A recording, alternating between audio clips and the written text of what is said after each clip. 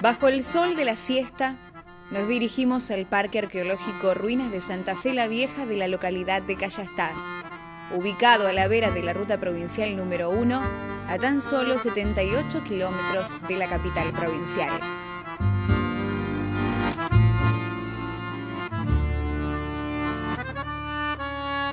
El sitio corresponde al asentamiento en el que estuvo la ciudad de Santa Fe desde su fundación en 1573 hasta la década de 1660, cuando fue trasladada hacia el sur.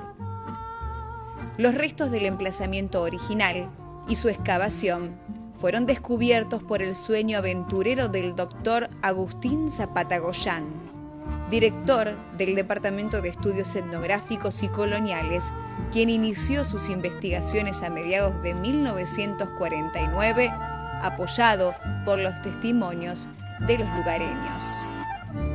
Considerado uno de los atractivos culturales más importantes de Sudamérica, las ruinas de Santa Fe la Vieja exponen el origen de la ciudad y son visitadas por más de 100.000 turistas al año.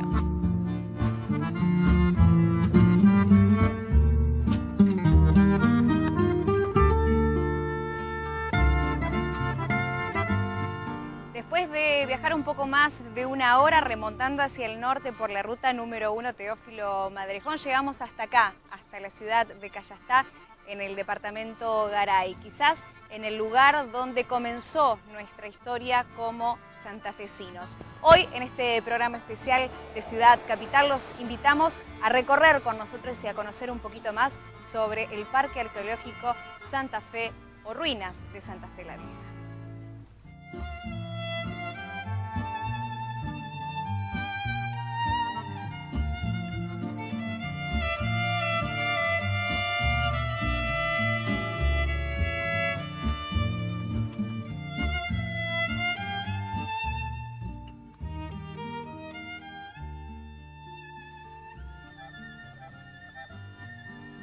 Bueno, María Rosa, vos vas a ser un poco nuestra guía en esta visita a las ruinas arqueológicas de Santa Fe la Vieja. Y cuando uno ingresa a este lugar maravilloso, lleno de verde, hay mucho olor y sentimiento a nuestra historia y a nuestras raíces. Y lo primero que encontramos es este friso que plantea un poco recordar a los primeros que llegaron aquí a Cayastá. Así es. Yo en primer lugar les doy la bienvenida a este parque arqueológico de las ruinas de Santa Fe la Vieja. Y la verdad que es un honor y es un placer de que este conocimiento y este lugar pueda ser, ¿no es cierto?, pueda llegar y adentrarse a las casas, a los hogares de tanta gente que también después nos va a venir a visitar. Es así, aquí nosotros tenemos, ¿no es cierto?, los nombres de estos vecinos fundadores que vinieron con don Juan de Garay, ¿sí? Aquí vinieron de Asunción. Vinieron de Asunción, españoles, criollos, ¿verdad?, que se asentaron aquí en este lugar, ¿sí? Y bueno, y aquí en este lugar ustedes van a tener para recorrer distintas opciones dentro del recorrido. Este grupo de vecinos que fueron los primeros que se asentaron aquí en la Santa Fe original, ¿estaban compuestos por españoles? ¿Por quiénes? Así es, por un grupo de españoles, un grupo de criollos, los mancebos de la tierra, como se les decía. También vino un grupo de aborígenes guaraníes, ¿sí?, aquí a instalarse, ¿no es cierto?, junto a esta gente, a estos primeros pobladores que había, estos dueños de la tierra, que eran nuestros aborígenes. Estos aborígenes que eran cazadores-recolectores, ¿sí?, y que, bueno, los nombres que les habían dado eran quiloazas, calchines, mocoretaes. ¿Y cómo se elige este lugar? ¿Por qué este sitio dentro de este proyecto grande de abrir puertas a la tierra? Exactamente. En realidad, este es el lugar, ¿no es cierto?, óptimo porque estaba a la vera, ¿no es cierto?, a la margen del río San Javier. Además era un terreno alto, apto para el cultivo, ¿sí? Se podía, obviamente, sembrar, ¿no es cierto?, tener animales, y era el lugar ideal, ¿no es cierto?, aquí justamente para asentar esta ciudad. Pero ya en el acta fundacional, don Juan de Garay prevé que ante cualquier peligro inminente, esta ciudad de Santa Fe podía ser trasladada más hacia el sur. Peligro inminente se refería a crecida del río y ataques de aborígenes. Exactamente, crecidas del río, ataques de aborígenes, y también, ¿no es cierto?, después vamos a ver en el recorrido que también, ¿no es cierto?, había otro tipo de plagas, por ejemplo, la manga de langosta que arrasaba ya con todos los sembradíos, también las grandes sequías que también se produjeron, ¿sí? Entonces, en realidad, el lugar de la fundación iba a ser un poco más hacia el sur. Pero, ¿no es cierto?, un día domingo, un 15 de noviembre de 1573, don Juan de Garay decide fundar esta ciudad aquí en este lugar.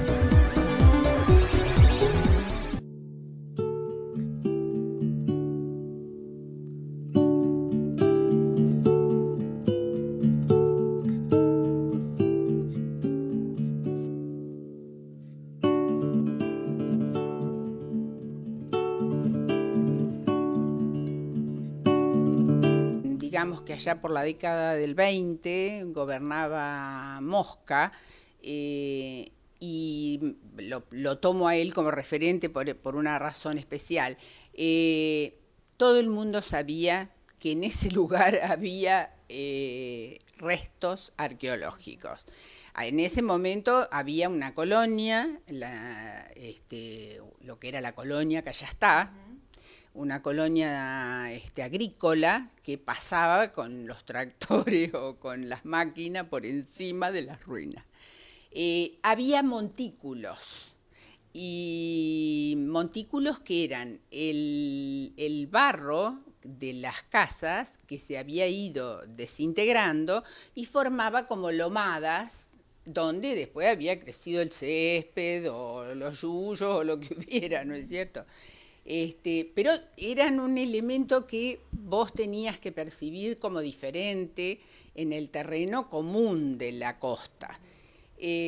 Bueno, en ese momento hay un aniversario importante, no sé si son, en este momento no quiero decir, de 430 años o 420 o algo así, y el gobernador Mosca pide de colocar un monolito recordando la fundación de Santa Fe. Y ese monolito se instala en la lomadita que hacía la iglesia de San Francisco.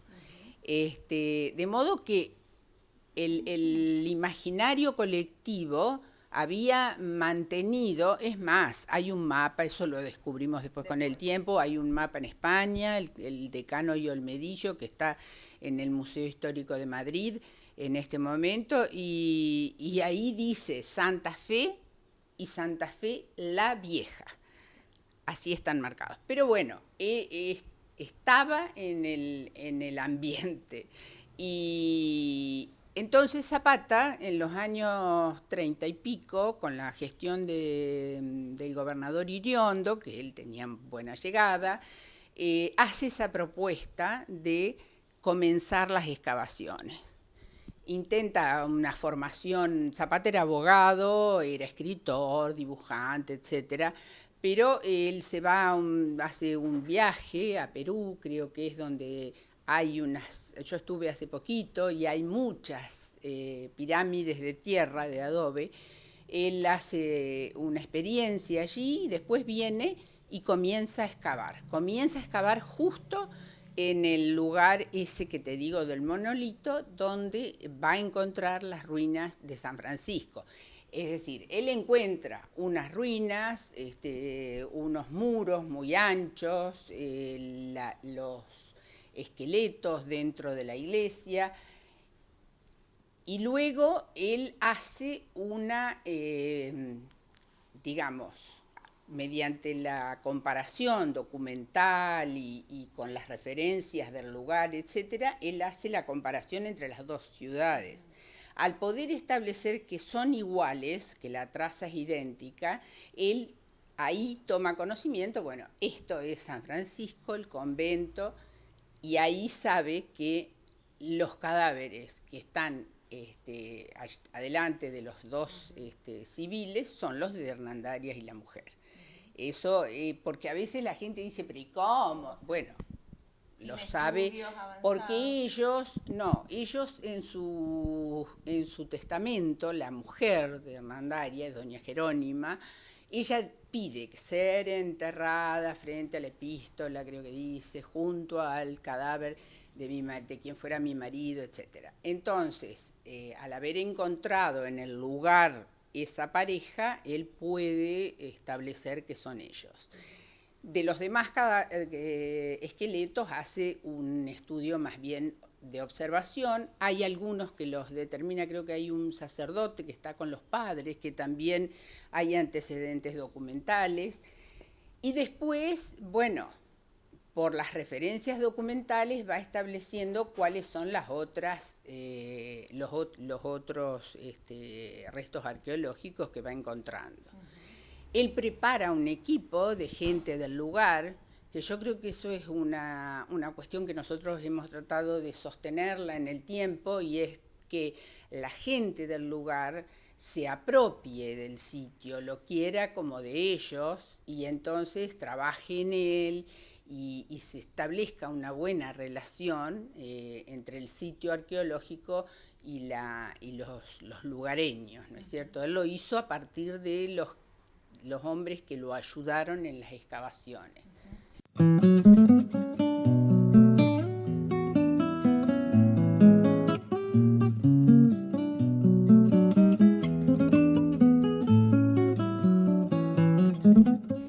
El parque arqueológico incluye además un museo que recorre la historia desde los tiempos hispánicos hasta la fundación de Santa Fe en su posicionamiento actual. La historia comienza en el Museo de Sitio. Ubicado en las ruinas de Santa Fe la Vieja, este museo presenta entre sus atractivos privilegiados una casa representativa de la vida cotidiana en tiempos de la primera fundación de Santa Fe, entre otras variadas piezas de valor histórico. El museo en sí es una moderna construcción dentro de la cual el visitante puede contemplar el desarrollo santafesino desde el período hispánico de descubrimiento y exploración hasta el traslado y nuevo asentamiento de la ciudad capital de la provincia. Elementos indígenas y españoles, restos fósiles de los fundadores de la ciudad, canoas, monedas, vasijas, utensilios y armas son algunos de los elementos expuestos que nos permiten explorar el pasado santafesino.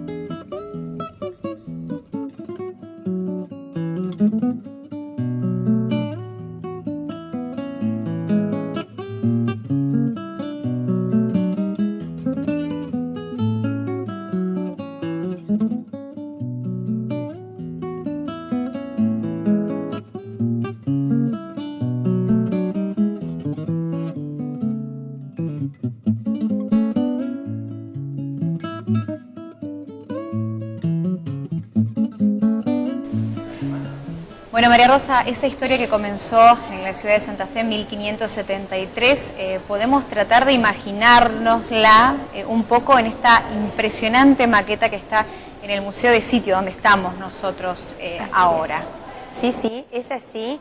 Esta maqueta representa justamente a esta Santa Fe en sus mejores épocas. Lo que hizo don Juan de Garay fue repartir las tierras en cuadrados, manzanas o dameros, como podemos apreciar aquí. Y en total eran 66. 11 de norte a sur por 6 de este a oeste, ¿sí? Y podemos destacar, ¿no es cierto?, los principales edificios, como por ejemplo las iglesias, ¿sí?, la iglesia de San Francisco, ¿sí?, con su convento, también la iglesia de los jesuitas, más hacia el norte la iglesia San Roque, que era la que podían ir los aborígenes y los esclavizados. Frente a lo que se denomina la Plaza de Armas se encontraba la iglesia matriz. Hacia el norte, hoy podríamos imaginar en Santa Fe como la catedral. Como la catedral, exactamente. Y la Plaza de Armas para nosotros es, para Santa Fe actual, ¿no es cierto?, la Plaza de Mayo. También hacia el noroeste la iglesia La Matriz y un poco hacia el sur la iglesia Santo Domingo. O sea, esta era la disposición que tenía Santa En Fe Santa la Fe Vieja la al Vieja. momento del traslado. Exactamente. Esta era la disposición que tenía. Cuando la ciudad se traslada al nuevo sitio, lo que se le agrega en la nueva Santa Fe es una hilera de manzanas hacia el este. Ya, ¿no es cierto?, teniendo en cuenta el problema que había empezado a hacer aquí el río, que era erosionar esta costa. Uno ve esta imagen y se imagina cómo se defendían, porque uno lo ve muy abierto, un emplazamiento casi vulnerable. Claro, pero bueno, acá nosotros estamos mostrando, ¿no es cierto?, la parte justamente urbana. Además de esto estaban al lado, ¿no es cierto?, las tierras, como se les denominaba, las tierras de pan llevar, las destinadas a los cultivos. Bien. Y luego, ¿no es cierto?, más hacia las afueras, las suertes de estancias, como se les llamaba. Todo lo que se relacionaba con la ganadería. Además, si ustedes observan, ¿no es cierto?, aquí en la maqueta, en esta manzana se puede observar, ¿no es cierto?, que dividían la manzana en cruz, Claro, ¿sí? sí. Y cada porción que se denominaba solar y que era otorgado a los vecinos, vamos a observar que estaba delimitada, ¿sí? Y esto era un cerco también de protección. Estaba delimitada por cañas de castillas, por cercos de cañas, por empalizadas de madera o también, ¿no es cierto?, por cercos que eran de tapia. Y eso servía para separar lo público y lo privado y también, ¿no es cierto?, servía de, podemos decir, de contención, de protección, ¿no es cierto?, frente al extraño. al ¿Y que las estaba afuera. casas cómo estaban construidas? ¿De qué materiales? Las casas estaban construidas de tapia. La tapia es tierra levemente humedecida y apisonada, Sí. ¿sí? Y ese trabajo después lo vamos a observar, ¿no es cierto?, en lo que quedó de esas construcciones en los cimientos de la iglesia de San Francisco, ¿sí? Ese trabajo lo hacían los aborígenes. La tierra que utilizaban era una tierra humífera, una tierra negra, que justamente sacaban del fondo de las lagunas, ¿sí? Nosotros acá en nuestra zona tenemos una tierra arenosa, un suelo arenoso, ¿sí? Entonces no servía para esa construcción. Entonces lo que hacían era justamente sacar esa tierra humífera del fondo de las lagunas, dejarla descansar en pequeños montículos en la época de invierno y cuando llegaba la primavera comenzaban a cernirla, a limpiarla de hojas, de ramas y comenzaban, ¿no es cierto?, allí realmente la construcción, colocando maderas a ambos lados y capas de esa tierra de 10 o de 20 centímetros de espesor, que las mujeres aborígenes con sus pies comenzaban a compactarla y después los varones, ¿sí?, con pisones de madera seguían esa compactación. Es impresionante porque si uno ve esta maqueta puede inmediatamente hacer una asociación directa al casco histórico de la ciudad de Santa Fe, de la Veracruz, Sí, la Santa Fe actual. Sí, sí, seguramente, seguramente. Y es más, nosotros, por ejemplo, podemos observar la misma disposición de los principales edificios, ¿no es cierto?, partiendo, como yo les decía recién, ¿no es cierto?, lo que es la Plaza de Armas, para nosotros es la Plaza, ¿no es cierto?, de Mayo, y aquí, que se ubica el Cabildo, es justamente la Casa de Gobierno en Santa Fe actual.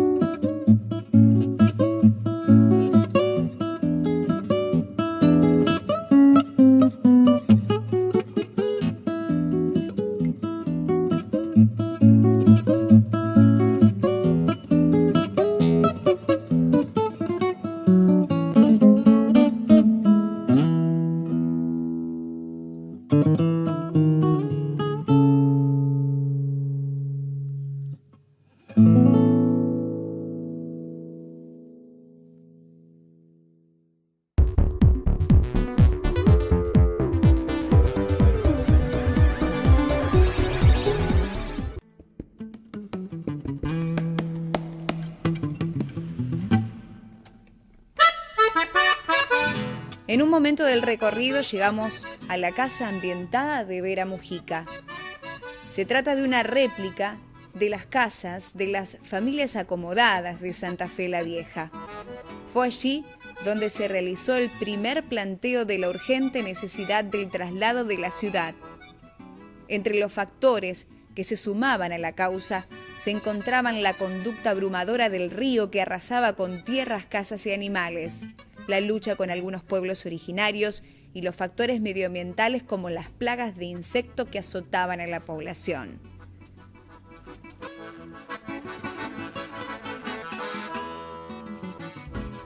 Bueno, María Rosa, nos trasladamos un poco al centro del predio, del parque, y estamos aquí frente a una casa muy especial. Uno quizás pueda remontarse un poco en la historia y vemos incluso un escudo de una familia. ¿Qué es esto? Esta es la casa ambientada de los Vera Mujica. Sí. ¿Sí? Vamos a observar allí justamente el escudo de esta familia, y se destaca esta familia porque es Antonio Vera Mujica quien tiene a cargo el traslado de la ciudad. Bien. Desde aquí al nuevo sitio, ¿sí? Así que bueno, yo los invito a que ustedes... ¿Cómo hacemos? ¿Tocamos la puerta? ¿Nos escucha? ¿Habrá Es un alguien? espacio que está ¿Quedó muy alguien bien después cuidado. del traslado? Por favor, Luciana, vamos a golpear la A ver, puerta. golpea vos, ¿Sí? María Rosa. ¿Golpeo? A ver, ¿hay alguien? Sí, hay alguien. ¿Qué tal? Y alguien nos recibe. Ay, permiso, ¿no? ¿Qué tal? ¿Cómo se saludaban antes? ¿Tenían una forma de saludar? Sí. ¿Cómo es? Ave María Purísima. Sin pecado concebido. Ahí está. Salió fantástico. Bueno, Ave María Purísima. Y permiso se pide, por supuesto, ¿no? Adelante. Ay, qué lindo recibimiento. Me encantó. Me encantó. María Rosa, bueno, estamos ahora sentadas en esta galería. Realmente es un placer empezar a sentir la brisa, el aroma de los cítricos que también dan ese olor tan especial a este lugar. Pero, ¿qué es lo que podemos recorrer? ¿Qué es lo que podemos conocer entrando a esta recreación de esta vivienda de Vera Mujica? Bueno, es como meterse en un túnel del tiempo, ¿sí? Y poder imaginarnos cómo habrá vivido esta familia en esta Santa Fe. Aproximadamente en el 1640, ¿sí? Esta dueña de casa, doña María de Esquivel, viuda de don Sebastián Vera Mujica, vivía con sus 3 hijos varones, ¿sí? Y también un grupo de esclavizados y de aborígenes a su servicio. Cada parte de la casa, ¿sí? Aquí estábamos en el cuerpo principal y después tenemos 2 cuerpos secundarios, tiene como antesala un patio. Por ejemplo, este es el patio de los Naranjos, un patio donde los azares, ¿no es cierto?, era lo que recibía a los vecinos, a los vendedores ambulantes, a los pregoneros, a personas que no siempre iban a ingresar a la casa.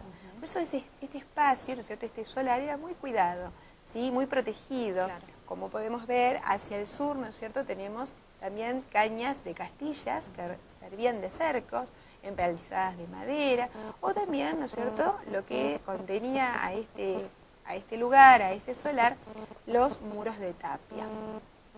Y aquí, ¿no es cierto?, como te decía, se recibían a estos pregoneros, a estos vecinos, y después los que ingresaban a la casa eran justamente familiares, amigos, vecinos, pero que pertenecían, ¿no es cierto?, más a la intimidad de esta familia. Claro, era costumbre que solamente los conocidos pudieran tener algún tipo de Exactamente. actividad dentro de la vivienda. ¿Y qué pasaba dentro de esas casas? Bueno, dentro de esas casas, ¿no es cierto?, había sus espacios que representaban los distintos momentos del día.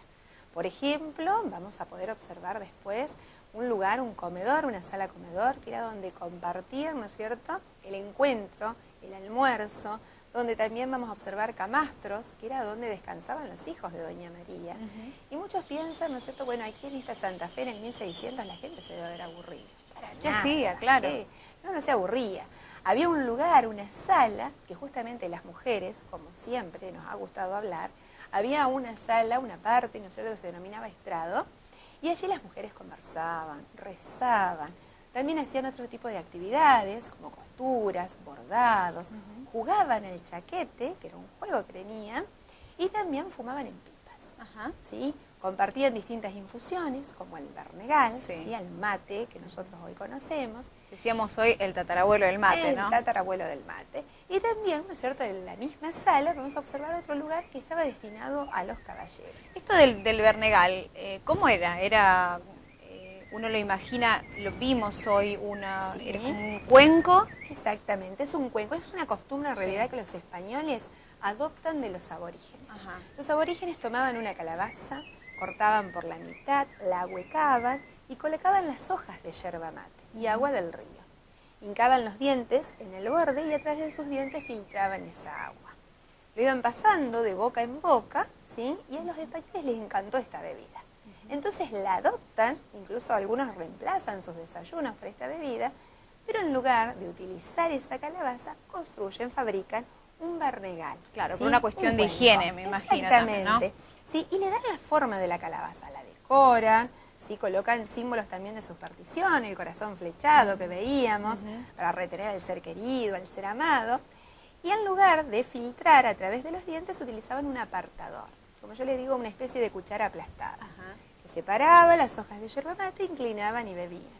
Después utilizan las cañas más pequeñas a modo de bombilla, incorporan también el agua caliente y ese cuenco, por una cuestión de practicidad, ¿no es cierto?, se va achicando hasta el mate que, bueno, El mate. hoy conocemos en la actualidad. Y ahí está el tatarabuelo que decíamos entonces hoy Exactamente. del mate. Y con eso se entretenían, obviamente, pasaban las horas. Por supuesto.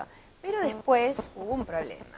Don Hernán Darias, ¿no es cierto?, condena el uso del mate porque lo que traía consecuencia era la holgazanería. ¿Por qué? Sí, porque claro, Se pasaban sentaban a tomar mate, a charlar y bueno, ahí no se trabajaba. Hernán ¿no? Darias, que era el yerno de Juan de Garay. Juan de Garay, Bien. exactamente. Su nombre era Hernando Arias de Saavedra, pero era más conocido como Hernán Darias, ¿sí? Y además otra parte que vamos a ver de aquí es el dormitorio de la dueña de casa, ¿sí? Un dormitorio, una cama elegante, con dosel, con cortinados, ¿sí? Y acá había bueno, no existía el baño, así que bueno, Claro. vamos a observar también cómo reemplazaban el uso del baño por las vacinillas, por ejemplo. ¿Sí? Y de esa manera se desarrollaba un día y uno que viene aquí a visitar el Parque Arqueológico puede ver cómo era un día en la vida de un santafesino habitante de Santa Fe la Vieja. Sí, además después pasamos a otra parte, sí, a otro cuerpo de la casa, donde estaba la servidumbre. ¿Estaban donde- apartados? Claro, estaban en otro cuerpo, ¿no es cierto? Porque ahí era donde se cocinaba, donde se preparaban, ¿no es cierto?, todos los alimentos y donde ellos residían también allí, ¿no Claro. es cierto? Y bueno, cómo hacían el fuego, ¿no es cierto?, cómo cocinaban, todo eso lo vamos a ver después a continuación. ¿Quiénes eran considerados servidumbre en aquella época? Por ejemplo, los aborígenes y los esclavizados. Cuando hablamos de esclavizados, son los africanos, ¿sí? Había un importante número de africanos aquí en Santa Fe la Vieja, representaban un 30% de la población, ¿sí? Así que ellos hacían los trabajos más pesados. Y me imagino que deben haber traído mucho de su cultura también. Por supuesto, cultura, ¿no es cierto?, que ha quedado esos impregnados, esos rastros, ¿no es cierto?, justamente en todo lo que es la cultura material que está en el Museo de Cine. Esto era una familia de mucha trascendencia en la ciudad. Dentro de la casa ustedes habrán visto el estandarte ese que donó el gobierno de España, porque uno de los hijos, ¿no es cierto?, que habitaba la casa era en ese momento el que portaba el real estandarte en las procesiones o actos públicos y demás. Es decir, el que representaba al rey simbólicamente en esas actividades. Antonio de Vera Mujica, quizás es el más importante de todos, fue quien, cuando en el Cabildo se resuelve el traslado de la ciudad, se le encarga buscar un sitio para ubicar la nueva ciudad.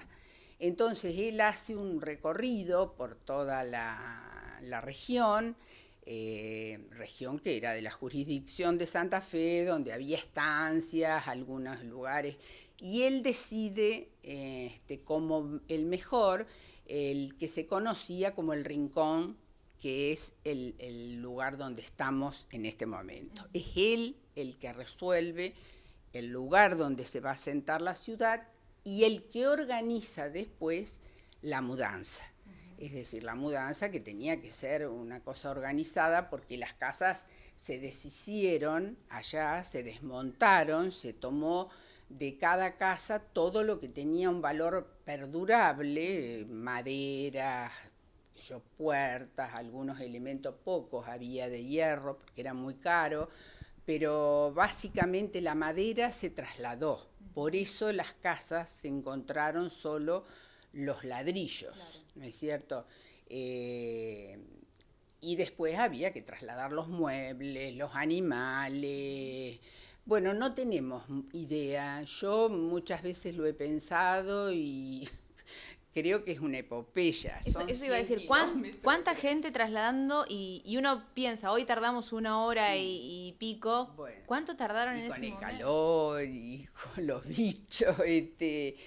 Algo habrán traído en balsas, porque había unas balsas, ¿no es cierto?, donde por ejemplo, las balsas que se utilizaban para la yerba mate, suponete el comercio de yerba mate, qué sé yo, que eran simples, ¿no? Eran una especie de barcaza, digamos, ¿no?, que flotaba. Ahí puede haber habido una cantidad importante de cosas que se pudieron trasladar, y las otras habrán venido por tierra, pero hay que pensar que no había gran cantidad de bueyes para tirar, había animales, sí, pero no como para un esfuerzo tan importante. Como que la mudanza tardó mucho tiempo. La ciudad recién, en 1660 está el cabildo acá funcionando, pero no están todos viviendo. Todavía queda gente en el sitio viejo, y incluso algunos remisos que no querían venir, no estaban muy convencidos de dejar sus cosas, y bueno, y acá estaban las cosas incompletas. Las iglesias se fueron completando en años, ¿no es cierto?, porque se requirió que vinieran los guaraníes de las misiones, por ejemplo, para terminar San Francisco, en fin. Fue un esfuerzo enorme, enorme el de la mudanza. Era común, muchas ciudades se mudaban porque el sitio no era apropiado, pero hay que destacar que fue una cosa extraordinaria, ¿no?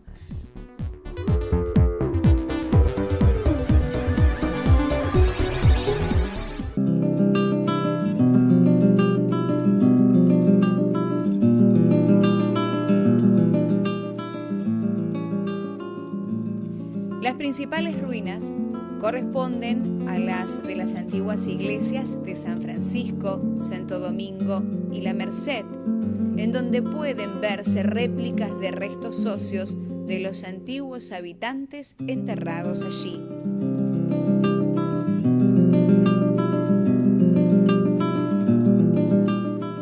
María Rosa, estamos en un lugar que quizás es el más simbólico del parque arqueológico y que tiene que ver con esta aventura que emprendió allá por casi el año 50 Zapata Goyán, que no sé si sabía lo que podía llegar a encontrarse o lo que hoy ya casi tenemos como nuestro, como patrimonio local, pero que en ese momento era impensado que podía llegar a hallarse.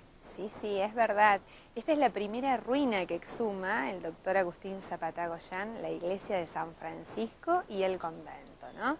Y sí, imagínense que esto era una importante loma cubierta de pasturas, de árboles, y empezar a excavar y encontrar esos cimientos, ¿no es cierto?, que correspondían, y se da cuenta que correspondían a una iglesia por el ancho que tenían los muros, porque oscilaba entre 1 metro, 1,20 m, 1,40 m aproximadamente, y darse cuenta de seguir excavando, encontrar los restos de tejas, encontrar los restos humanos, ¿no es cierto?, porque estas eran iglesias, cementerios, realmente ha sido impactante. Y el doctor Zapata Goyán, siempre los destacábamos nosotros, él no era arqueólogo, era realmente un apasionado por la historia. Él era abogado y era historiador. Y esto realmente lo ha movilizado desde lo más hondo, desde sus sentimientos, porque el empeño que le puso, ¿no es cierto?, las ganas, con gente muy simple, muy sencilla, gente de aquí, del lugar, ¿no es cierto?, pobladores de aquí que tal vez tenían escasos estudios y que bueno, y él siguió, ¿no es cierto?, muy tenazmente este emprendimiento de hacer estas excavaciones. ¿Y cómo comienza esta aventura? ¿Por qué Zapata Goyán comienza con esta idea de intentar buscar las raíces de Santa Fe la Vieja? a partir de los testimonios de lugareños. Claro, él, ¿no es cierto?, en ese momento era director del Departamento de Estudios Etnográficos y justamente le encargan esta tarea de buscar, de encontrar los restos de esta primitiva ciudad de Santa Fe. Se sabía por las actas de Cabildo que la ciudad había sido trasladada más hacia el sur, o sea, por ende y por lógica estaba más hacia el norte. Tal es así que, ¿no es cierto?, las primeras excavaciones las hace alrededor de la plaza de Callastá y bueno, y no tiene éxito. Él sigue en este mismo lugar, entabla, ¿no es cierto?, relaciones así de amistad, de camaradería con la gente de aquí del lugar. Y claro, imagínense que esta ciudad que fue trasladada hasta que llegó Zapata Goyán prácticamente pasaron 300 años. En esos 300 años este lugar no quedó ajeno a todo el proceso inmigratorio. Entonces, durante todo ese tiempo, ¿no es cierto?, los colonos, suizos, franceses, italianos, comenzaban a instalarse aquí con sus familias. Y cada vez que araban la tierra encontraban restos, o de tejas, o restos de algún objeto. Y estas pistas, ¿no es cierto?, llegaron a oídos de Zapata Goyán. Y eso hizo que también venga a este lugar. Y coincidía a la margen del río San Javier, ¿no es cierto?, además una loma importante, fértil. Entonces es justamente la pared sur de esta iglesia la primera que exuma. Y ahí me imagino, y charlábamos recién con algunos de los que estamos aquí siendo parte de este recorrido, lo que tiene que haber significado, sí, ¿no? Sí, Para ese momento, para quienes estaban participando de esta aventura histórica. Sí. Fue muy emotivo, muy asombroso y además Zapata Goyán lo hizo con muchísimo respeto, junto también con sus colaboradores, ¿no? Así como encontró los restos, así los dejó, así los conservó también, fue muy respetuoso porque obviamente se trataba de personas, de estos primeros pobladores de esta ciudad de Santa Fe, que fueron sepultados, ¿no es cierto?, por la fe que tenían en este caso en la iglesia de San Francisco, como en las otras iglesias que quedaron. Me estabas contando, lo primero que encuentran entonces en estas excavaciones, ¿qué es? Es los muros, el muro de la pared sur de esta iglesia, junto, ¿no es cierto?, a los restos de tejas. Y después los cuerpos de las personas, ¿cómo se encuentran? Los cuerpos estaban sepultados más profundo. Es por eso, ¿no es cierto?, que todas las personas que estuvieron aquí en este lugar nunca dieron con los restos humanos por la profundidad en la que estaban sepultados. Claro, estaban enterrados. ¿Sí? Estaban enterrados, exactamente. O sea, el piso que tenía la iglesia, del nivel del piso, estaban sepultados 1,20 m hacia abajo. ¿Sí? O sea, una profundidad importante. Y el piso de la iglesia era de tierra apisonada. ¿Sí? Eran directamente en la tierra que los sepultaba. ¿Y cómo vino el proceso después de identificar quiénes eran los que estaban aquí? Bien, algunos lo pudieron identificar por los testamentos. Los testamentos, ¿no es cierto?, es un documento valioso justamente para estos aportes. Por ejemplo, se pudo identificar por el testamento y por la posición de sepultura a un sacerdote, a Juan Bautista Centurión, que está en la nave central, la única nave que tiene esta iglesia, y además en la parte, digamos, que está delante del altar mayor, que era el lugar de sepultura de autoridades y sacerdotes, se puede identificar. También gracias a su testamento, a la hija de Juan de Garay, al lado a su esposo Hernandarias, 2 sacerdotes y un capitán. El capitán Alonso Fernández Montiel, que vino también con Juan de Garay. El caso de la hija de Juan de Garay y su yerno Hernandarias, ¿estaban enterrados juntos? Exactamente, estaban enterrados juntos, porque en el testamento de Jerónima ella pide ser sepultada en la iglesia de San Francisco, delante del altar mayor, junto a su esposo Hernandarias y del lado del Evangelio. Además, se puede ver, ¿no es cierto?, observar que el brazo de Jerónima está descansando justamente arriba del cuerpo de Hernandarias. ¿Eso también lo pide ella? Eso no, lo que pasa es que se sucede, ¿no es cierto?, que es una sepultura posterior. Claro. Por eso es otro nivel de sepultura. Eso junto, o sea, el testamento, lo que dice, junto con la prueba de carbono 14, es lo que confirma que se trata de estas personas. ¿Y de cómo depende, o de qué depende la disposición de la sepultura? Vemos que algunos miran para un lado, claro, otros están mirando para el otro en su entierro. Exactamente. Por ejemplo, los fieles comunes eran sepultados en posición de misa. Es decir, con la cabeza como que estuviera dirigida, como mirando hacia el altar mayor. Y los sacerdotes en posición contraria. Si bien la misa que se daba en latín, ¿sí? El sacerdote lo que hacía era como recibir o dar la bendición final, ¿sí? Esa era la posición en la que eran sepultados. Quienes vinimos hace algunos años a visitar este lugar del Parque Arqueológico, recordamos haber visto los restos originales. Hoy no son los restos originales los que estamos viendo. ¿Por qué? A mediados del año 2007 se llevó a cabo un proyecto muy importante, un proyecto de rescate y curaduría de restos. ¿Sí? Y esto se debe a que estos restos, lamentablemente, con el paso del tiempo y debido a diversos factores, por ejemplo la humedad, nosotros estamos muy próximos al río, además de los distintos efectos, ¿no es cierto?, de calor y de frío que se produce, los restos habían comenzado a desintegrarse, a deteriorarse, y peligraba, ¿no es cierto?, que este material tan importante para la historia, ¿no es cierto?, se pierda. O sea, Zapata Goyán en su momento le había puesto como una protección, que era lo que nosotros veíamos antes, como esa goma laca, sí, una color oscura. Exactamente, una goma laca, ¿no es cierto?, que se había colocado en los restos. Bien. Hoy en día, ¿no es cierto?, van cambiando, por supuesto, la ciencia va avanzando y son otros los elementos de conservación. Entonces el trabajo que llevaban a cabo este grupo de arqueólogos y de estudiantes avanzados en arqueología, dirigido por la señora Silvia Cornero, justamente fue remover toda esa goma laca y lo que se pudo recuperar de esos restos humanos, ¿no es cierto?, es lo que hoy se conserva en el pórtico de ingreso del Parque Arqueológico, en una torre donde se acondicionó una habitación que se denomina Memorial de los Fundadores, allí se encuentra. Y en un estado de conservación mucho mejor que el que estaba acá. Exactamente. Las réplicas, si bien están muy bien logradas, sí, están hechas en cemento y arena por un artista rosarino, y nos ayudan a imaginarnos también cómo habrá sido, ¿no es cierto?, ese lugar y lo impactante que habrá sido para Zapata Goyán con esta gente haber encontrado estos restos.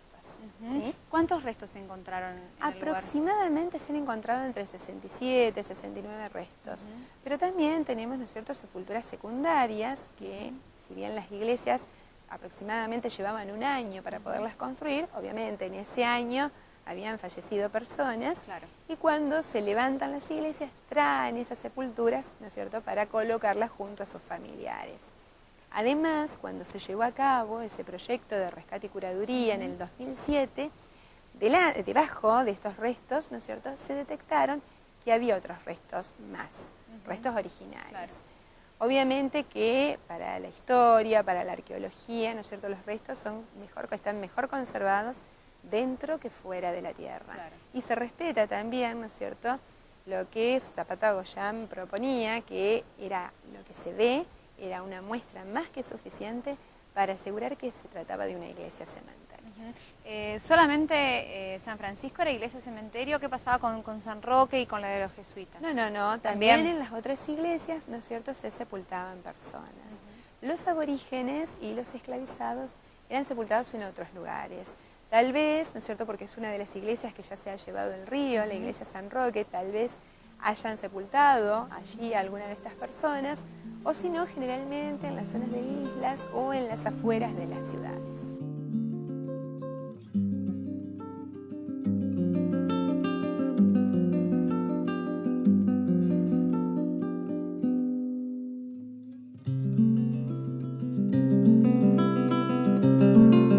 Manera llegamos al final del programa de hoy. El Departamento Garay nos recibió con esta jornada preciosa, con esta jornada hermosa para que ustedes y nosotros podamos conocer un poco más sobre la historia de nuestros orígenes, sobre la historia de Santa Fe la Vieja. En esta semana aniversario de la Fundación de Santa Fe, esta semana que intentamos hacer este programa especial y presentarles, mostrarles a ustedes un poco más de cómo originalmente se empezó a constituir nuestra Santa Fe, no la Santa Fe de la Veracruz, pero sí esa Santa Fe que hoy nos permite ser lo que somos como ciudad y como sociedad.